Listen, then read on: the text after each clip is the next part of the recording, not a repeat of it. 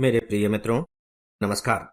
Friends, आज मैं आप सबसे ब्रिटेन और भारत के संबंधों की जो संभावना है इस विषय पर बात करने जा रहा हूं। अब थोड़ा सा टाइटल सुनकर शायद चौंक गए होंगे कि संभावना की क्या बात हो गई यहाँ। क्या कुछ नई घटना घटित हुई है? जी हाँ, आपने अखबारों में पढ़ा होगा कि ब्रिटेन में एक नई घटना घटित हुई है जो राजनीतिक दृष्टि से नई है। कुछ दिनों पहले भारत में भी यह घटना घटित हुई थी। हमारे यहाँ भी चुनाव हुए थे, गठबंधन सरकार बनी, लेकिन जो मूल सत्ता है वो भारतीय जनता पार्टी के हाथ में ही रही। यानी कि यह तीसरा मौका है जब भारतीय जनता पार्टी ही केंद्र की सत्ता पर अपना दबदबा बनाए हुए है। चरित्र में थोड़ा सा परिवर्तन यह आया है कि पहले भारतीय जनता पार्टी के पास पूर्ण बहुमत था, अब उसे गठबंधन से अपनी सरकार बनानी पड़ी है। अदरवाइज तो कोई बहुत महत्वपूर्ण परिवर्तन नहीं है। लेकिन ब्रिटेन का जो परिवर्तन है वो बहुत ही महत्वपूर्ण परिवर्तन है। ब्रिटेन में आम चुनाव हुए और दुर्भाग्य की बात यह है कि ये चुनाव समय से पहले कराए गए थे। ऐसा इसलिए क्योंकि ऋषि सुनक जी जो वहां के प्रधानमंत्री थे और वो भारतीय मूल के हैं, उन्हें ऐसा लग रहा था कि उनकी अपनी पार्टी की जो लोकप्रियता है वो धीरे धीरे धीरे धीरे कम होती चली जा रही है। आपको मालूम होना चाहिए कि ऋषि सुनक जी की पार्टी का नाम क्या है? Conservative party. धीरे धीरे लोकप्रियता कम होती चली जा रही है। उसका कारण ब्रिटेन की अपनी स्थितियां हैं। महंगाई बहुत तेजी से बढ़ रही थी, जो अप्रवासी थे उनकी समस्याएं बढ़ती चली जा रही थी, बहुत से रीजन थे। और इस बीच में कंजर्वेटिव पार्टी ने अपने प्रधानमंत्री भी बदले, लेकिन स्थितियों में कोई बहुत ज्यादा सुधार नहीं आ पाया। तो लोगों में एक आक्रोश का भाव लगातार बढ़ता चला जा रहा था। तो उन्होंने सोचा कि जल्दी चुनाव करा दो। उन्होंने जल्दी चुनाव कराए और उस चुनाव के परिणाम उनके बहुत ही विपरीत गए। वहां चुनाव हुए और चुनाव में उनकी अपनी पार्टी कंजर्वेटिव पार्टी को अभी तक की सबसे बुरी हार का मुंह देखना पड़ा। 190 सालों में इतने कम सीटें इनकी पार्टी को कभी नहीं मिली थी। 650 सदस्यों वाली ब्रिटिश हाउस ऑफ कॉमन्स में सोच करके देखिए कि कंजर्वेटिव पार्टी को जो सत्ता में थी मात्र 121 सीटें मिली। बहुत बुरी हार। यहां मैं एक दो तथ्य आपके ध्यान में लाना चाहूंगा। मैं अभी कंजर्वेटिव पार्टी की बात कर रहा हूं, है ना? कहीं कहीं आपको अखबारों में टोरी शब्द भी पढ़ने को मिलेगा। तो ये टोरी क्या है? यहां तक कि जब आप इंडियन हिस्ट्री पढ़ेंगे फ्रीडम मूवमेंट के दौर में, तो वहां भी आपको टोरी शब्द मिल जाएगा। बेसिकली जो टोरी है वहां की एक विचारधारा है, टोरिज्म विचारधारा है। इस विचारधारा का यह मानना है कि जो ब्रिटेन है, ब्रिटेन का समाज धीरे धीरे विकसित हुआ है, तो हमें आज का जो ब्रिटेन भी बनाना है वो अपने इतिहास के अनुकूल बनाना है। यानी कि जो हमारी अपनी मान्यताएं हैं, जो सांस्कृतिक रुझान है, हम उनको ले करके चलेंगे। यानी कि ये ट्रेडिशन को महत्व देते हैं। इसीलिए अब देखिए इसका एक नाम क्या है? Conservative party. कंजर्व करके रखना, चीजों को बहुत बचा के रखना, यही तो होता है ना कंजर्वेशन। फॉरेस्ट कंजर्वेशन सुना होगा आपने शब्द। तो ये ट्रेडिशन को बहुत ज्यादा महत्व देते हैं। तो टोरी और कंजर्वेटिव पार्टी में आप किसी तरह के भ्रम में मत पड़िएगा।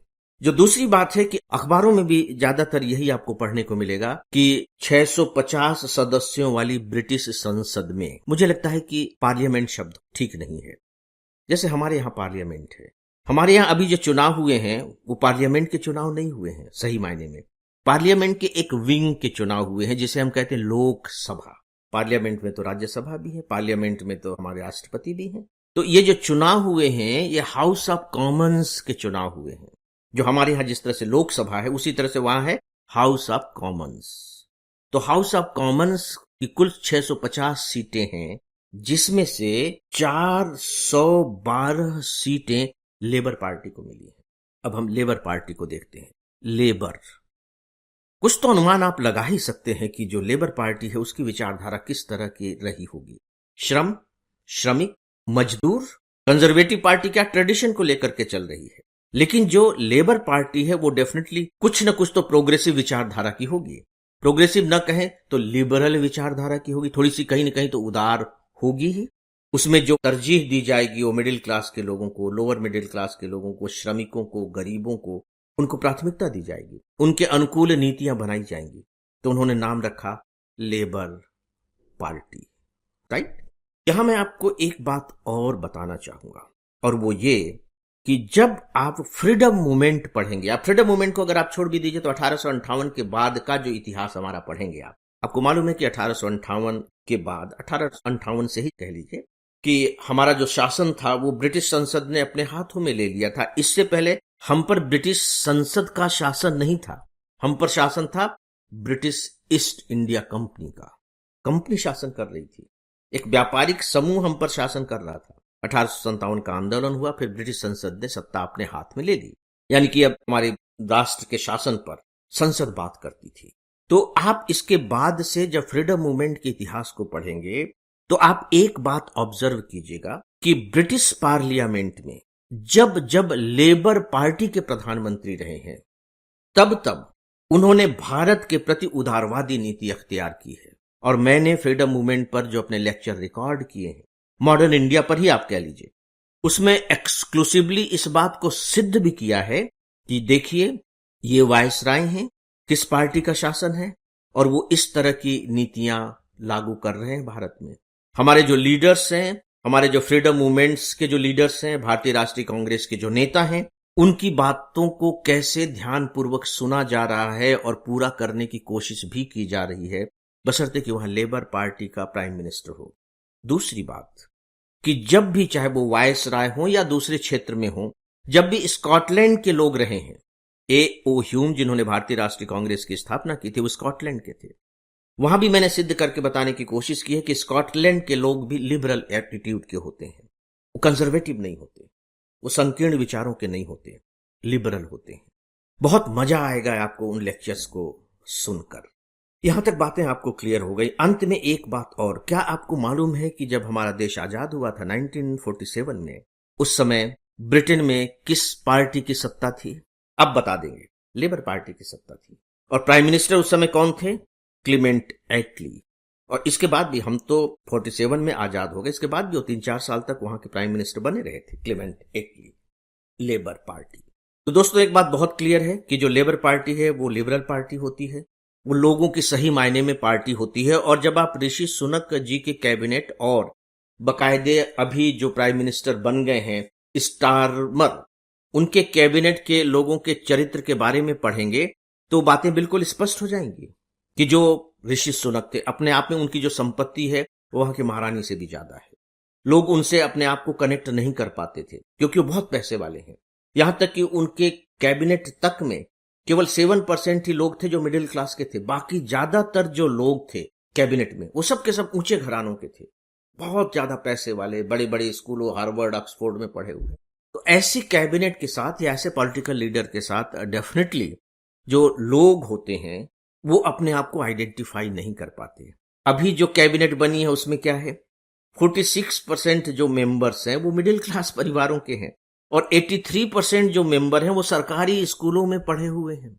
इसका मतलब है, यहां भी आपको दिखाई दे रहा है ना कि किस तरह से स्टारमर जी की जो कैबिनेट है वो सही मायने में आम लोगों का प्रतिनिधित्व कर रही है। हम मजदूरों की बात छोड़ देते हैं, आम लोगों की बात करते हैं, आम लोगों का प्रतिनिधित्व कर रही है।